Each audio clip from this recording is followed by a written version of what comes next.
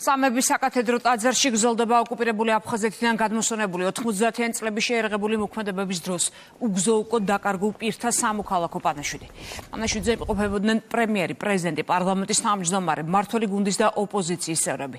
სახელმწიფო მინისტრის აპარატისა და წითელი ჯვრის თანამშრომლობით ამჯერად უგზო-უკო დაკარგული 6 პირის იდენტიფიცირება მოხერხდა.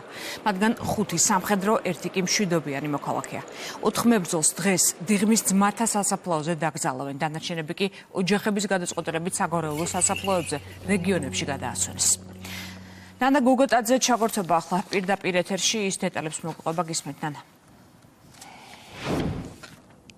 რამდენიმე წუთის წინ დასრულდა სამოქალაქო პანაშვიდი სამების საკათედრო ტაძარში და უკვე გამოასვენეს აფხაზეთის ომში დაღუპული და უგზო-უკო დაკარგული ადამიანების ცხედრები და რამდენიმე მათგანს დაკრძალავენ ცოტა ხანში ძმათა სასაფლაოზე სამხედრო პატივით. სამოქალაქო პანაშვიდზე იმყოფებოდნენ აღმასრულებელი და საკანონმდებლო ხელისუფლების წარმომადგენლები, პრემიერ, მინისტრი, პრეზიდენტი, საკანონმდებლო ორგანოს თავმჯდომარე. მოვისმინეთ შალვა პაპუაშვილის კომენტარი, რომელმაც უპირველეს ყოვლისა მიუსამძიმრა ოჯახის წევრებს დაღუპულების და აღნიშნა, რომ დღევანდელი დღე არის ერთი მხრივ სასიხარულო, მეორე მხრივ კი სამწუხარო სასიხარულო, ვინაიდან ოჯახის წევრები შეძლებენ რომ გამოემშვიდობონ დაღუპულებს და ღირსეულად დაასაფლავონ. ისინი ასევე შალვა პაპუაშვილმა აღნიშნა, რომ დღევანდელი დღე საზოგადოებას ახსენებს იმას და აფხაზეთიდან ნეშტების გადმოსვენება საზოგადოებას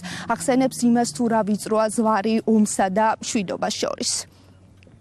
ერთის მხრივ არის მწუხრის მომენტი, როდესაც ოჯახებს კიდევ ერთხელ ეხსნებათ ის იარა, რომელიც ოჯახის წევრების დაკარგვასთან არის დაკავშირებული და მეორეს მხრივ ეს არის სიხარულის მომენტიც, როდესაც შესაძლებლობა ეძლევათ, რომ დაიტირონ საკუთარი რამდენიმე ათწლეულის წინ დაკარგული ოჯახის წევრები. ჩვენ დღეს კიდევ კვლავ გვყავს 2000-მდე უგზო-უკო დაკარგული სამხედრო და სამოქალაქო პირი, როგორც აფხაზეთის, ისე ცხინვალის რეგიონში კონფლიქტების დროს და მნიშვნელოვანი არის, რომ ყველა ოჯახს მიეცეს შესაძლებლობა დაიტიროს საკუთარი ოჯახის წევრები. ამავე დროს ეს ის მომენტები არის, როდესაც ჩვენ ვფიქრობ ჩვენს იარებზე, რომელიც 3-10 წლის წინათ გაგვეხსნა და რომელიც ყოველდღიურად გვახსენებს თავს და ამავე დროს გვახსენებს თუ რა ვიწრო არის ზღვარი მშვიდობასა და ომს შორის. 6 ადამიანის ცხედრის იდენტიფიცირება მოხდა, 1 არის სამოქალაქო პირი, ხოლო 5 სამხედრო მოსამსახურე, მათ ბუნებრივია სამხედრო პატივით დაკრძალავდნენ. დღეს სამოქალაქო პანაშვიდზე იმყოფებოდა აფხაზეთის მთავრობის თავმჯდომარე, ასევე სახელმწიფო მინისტრი. თეახვლედიანმა ისაუბრა ზოგადად ძებნის პროცესის, უგზო-უკო დაკარგული ადამიანების ძებნის პროცესის მნიშვნელობაზე და აღნიშნა, რომ ეს ბუნებრივია გაგრძელდება, ვინაიდან იძებნება ჯერ კიდევ 2000-მდე ადამიანის ცხედარი.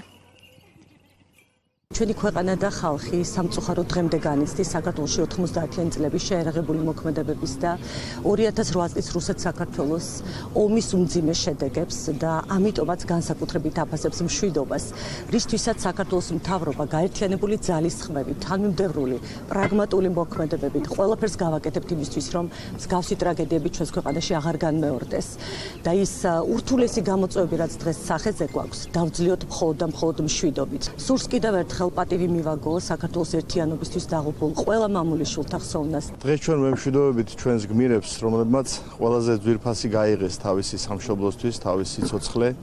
მე მინდა მიუსამძიმრო მათ ოჯახებს, ასევე მინდა რომ ყველა იმ უწყებას, ვისაც მონაწილეობა აქვს მიღებული მათ იდენტიფიცირებაში და გადმოსვენებაში, მადლობა მინდა გადაუხადო მათ.